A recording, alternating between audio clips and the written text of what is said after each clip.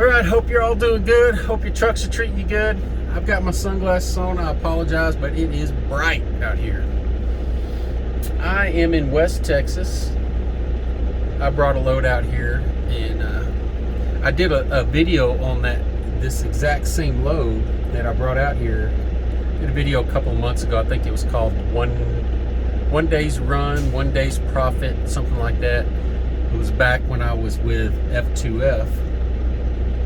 And so this is a lane that I love to run. This is right in my wheelhouse.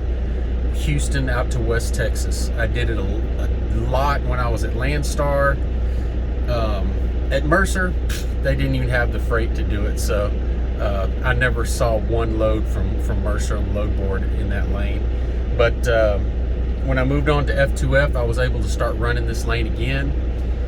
And the load I did yesterday was the exact same load I did when I was back at F2F. Exact same miles. It's paid the exact same, paid $1,400 from the exact same agent. Excuse me. So I thought I would do a comparison from the profits I made when I was at F2F till me being on my own authority now. So back then I made an $800 profit, and the biggest thing that killed my profit back then was giving up 20%. 20% of 1,400 is 280,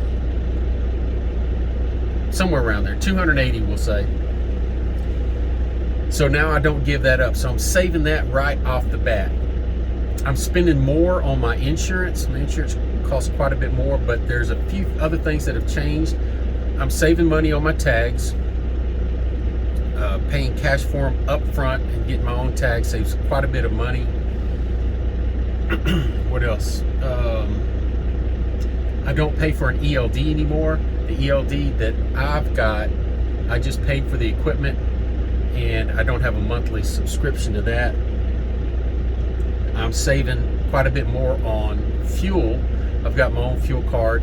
So out of all those things that have changed, now that I'm under my own authority, I'm making closer to $1,100 profit off of that $1,400 load.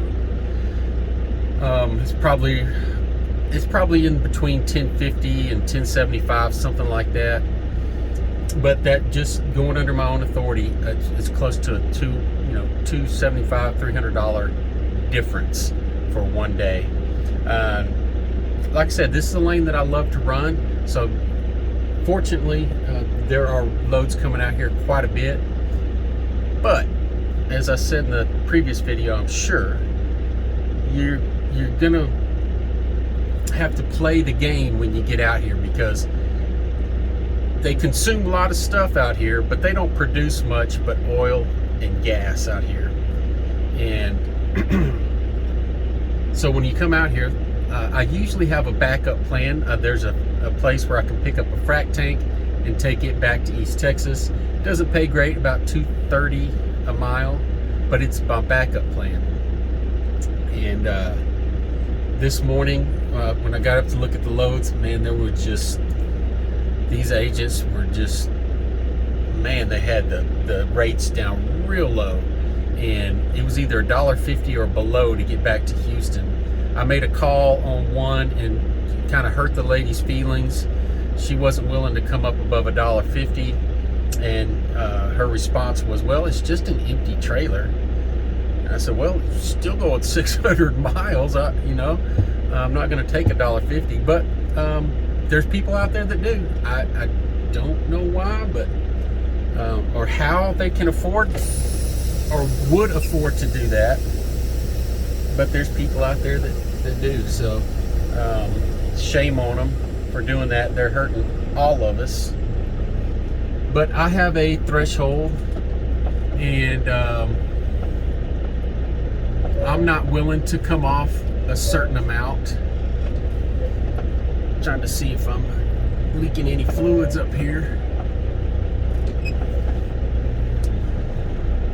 And so I I told them thank you, but no thank you, and started waiting. And I waited about 2 hours. It looks like they're coming around to get me now. And boom, a load popped up on board in another lane that I love to run.